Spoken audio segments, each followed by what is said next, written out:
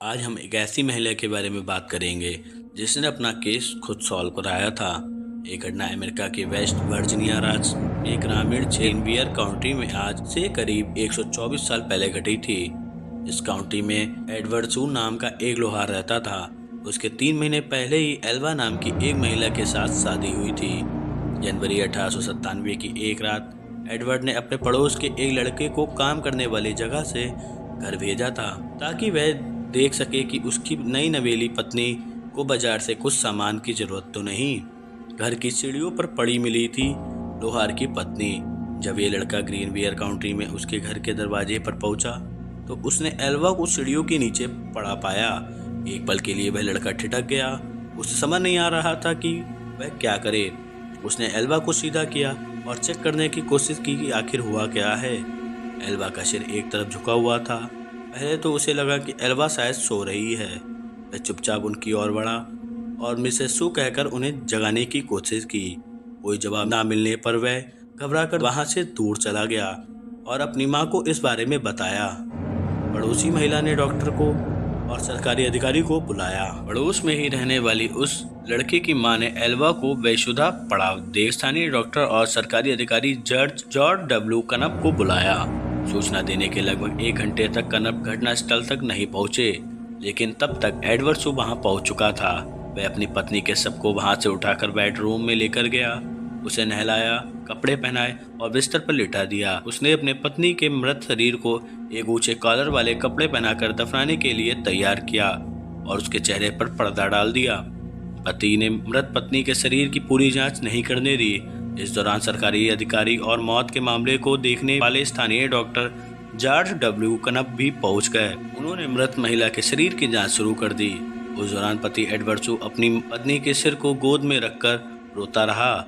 जब कनप ने एल्वा के सिर और गर्दन की जांच करने का प्रयास किया तो एडवर्ड सू नाराज हो गया और गुस्सा दिखाने लगा।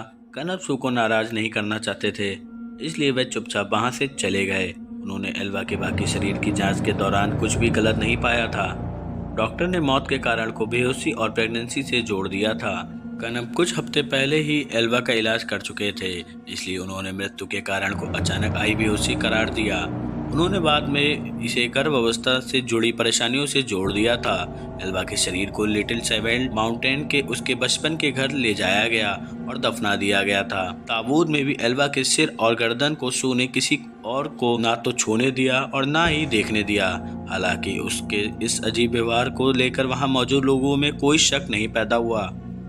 एल्वा की मां को अपनी बेटी की मौत पर नहीं था विश्वास। एल्वा की मां मेरी जैन हिस्टर को जोड़कर हर कोई इस मौत को प्राकृतिक मान रहा था।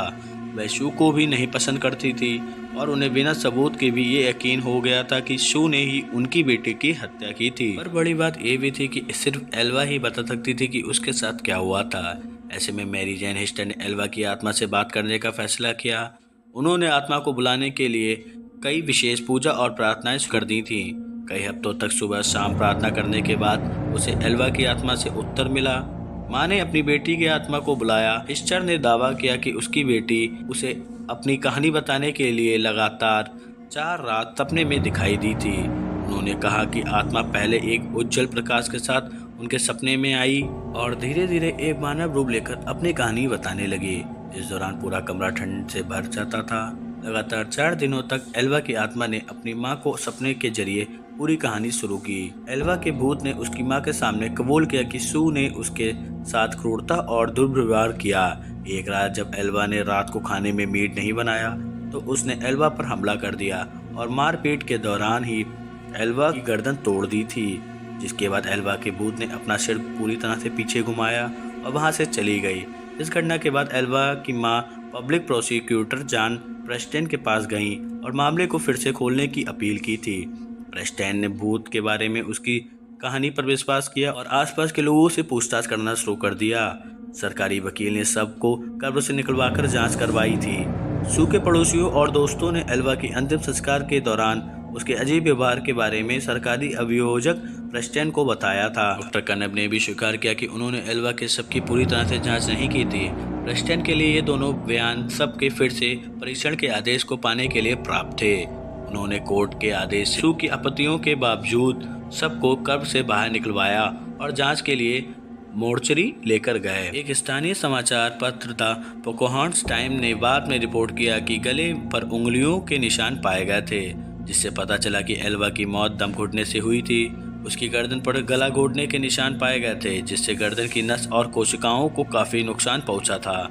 गर्दन की हड्डी भी टूटी हुई मिली थी, जिसके बाद इस मौत की विस्तृत जांच की गई और सू को उसके मौत का गुनहगार माना गया था। आपको भी ऐसी कहानी पसंद आई हो तो कमेंट बॉक्स में जरूर बताएं और हमारे चैनल को सब्सक्राइब करना ना भूलें।